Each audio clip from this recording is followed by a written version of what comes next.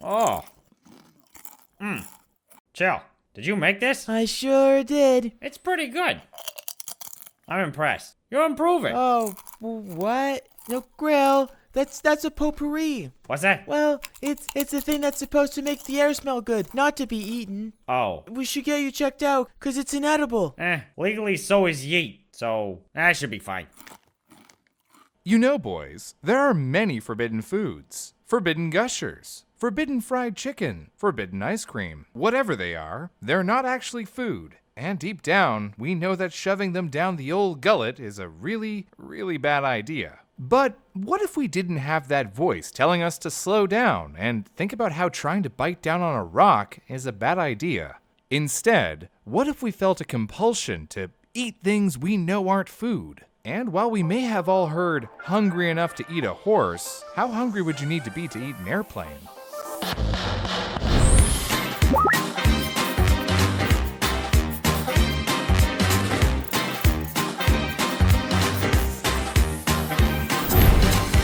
Today's video involves food and the consumption of things that are inedible. Do not try this at home. If you need to see why eating inedible objects is ill-advised and what kind of health impacts it can have, check out our episode on eating toothpicks. If you do eat something you're not supposed to, talk to a doctor and seek additional medical help if necessary. And with that out of the way, let's get into it.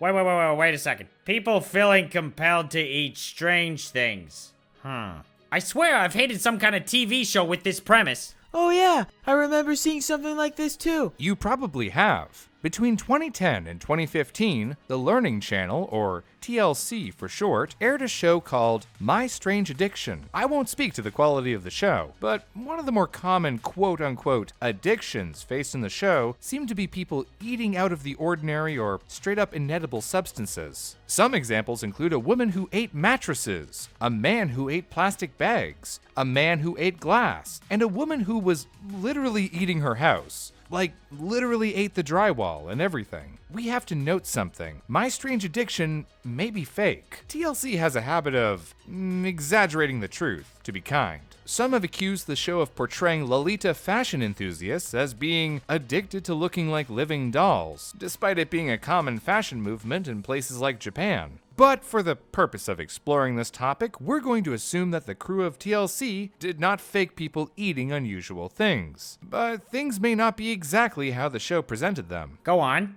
Elaborate. I'd be happy to. Doctor of Pharmacy, Shelby Laheny, wrote a blog post on the topic of these strange dietary habits after watching an episode of My Strange Addiction, in which she questioned the addiction part when it came to those who were eating seemingly nonsensical things. Or in her words, a person with no medical background may think nothing of these behaviors, and that these people must be just weird and gross. But with the knowledge I gained throughout schooling, I began to wonder if maybe something else was going on. What if these individuals had a disorder called pica and were just undiagnosed? And she's not the only one who had this thought. Addiction Treatment Center, Harbor Village, released a blog post where they described the show as a freak show masquerading as educational programming, and that while audience may leave with a feeling of disgust at the strange diets featured in the show, what they don't know is these people are sick. They suffer from a mental disorder known as pica, and there's nothing funny about it. There it is. There's that name again. What's this Pika?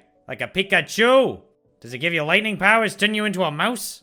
Good question, Grill. The first part, at least. Damn straight. I love it when my man's inquisitive. According to the National Eating Disorder Association, pica is a disorder that results in the consumption of items not traditionally thought of as food and which do not provide nutritional value. You know, like mattresses, plastic bags, glass, drywall. Sounds familiar. Does it?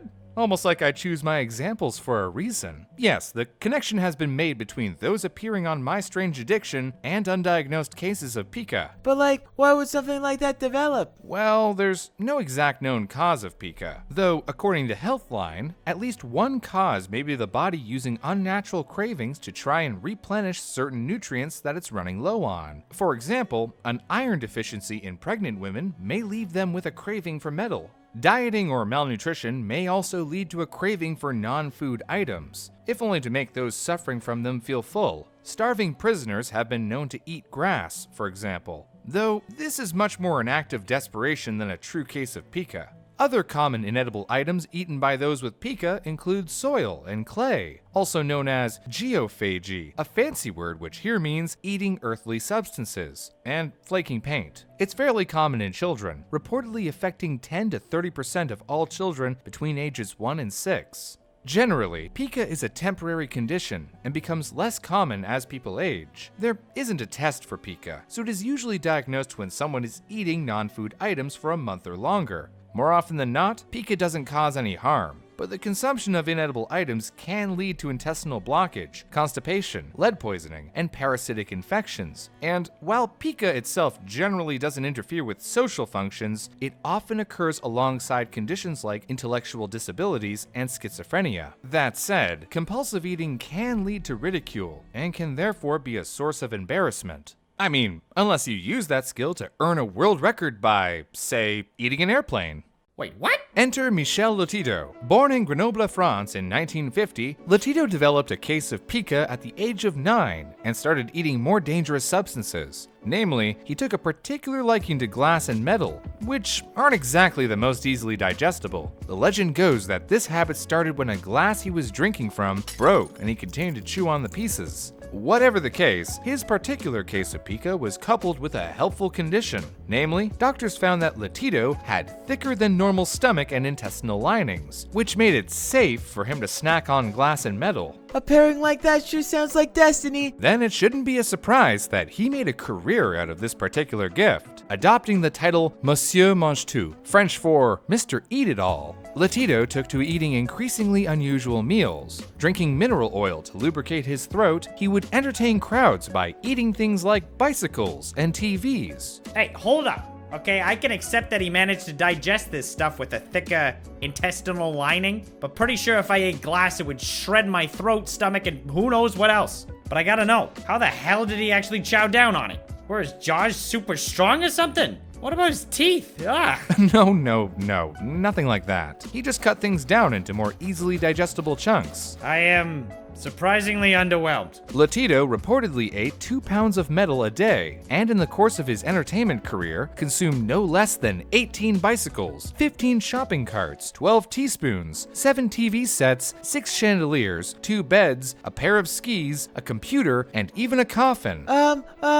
Yes, chill. I have a question. You said he used oil to swallow this stuff, but how did he get it out? Well, naturally. Apparently, he didn't have any issue with that part. I also have a question. Yes. You mentioned before about someone eating a plane. I'm assuming that was this guy too? Right you are, Grill. Good work. You could say that was hiding in plain sight. Or you don't have to, I understand. Starting in 1978, Lotito began his crown achievement, eating a plane. Now, admittedly, he didn't eat anything massive like a Hercules or an Airbus, instead setting his sights on a smaller, more manageable Cessna. Yeah, sure. Manageable. Well, relatively speaking. Cutting the airplane up, he would eat it one piece at a time. The task took 2 years to achieve, but by 1980, he'd done it, consuming the plane in whole. This feat, along with his lifetime of strange dietary habits, won him a Guinness World Record for strangest diet. Huh.